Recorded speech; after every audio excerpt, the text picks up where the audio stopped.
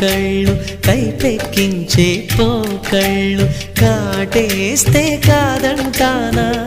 ఇప్పుడైనా వయసేమైనా సొగసేమైనా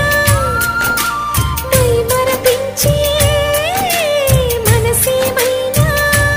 నవ్వు నవరాత్రి నీ కోసం తీసుకువస్తున్నా మైనా ఏమైనావే మన్మథ మాసం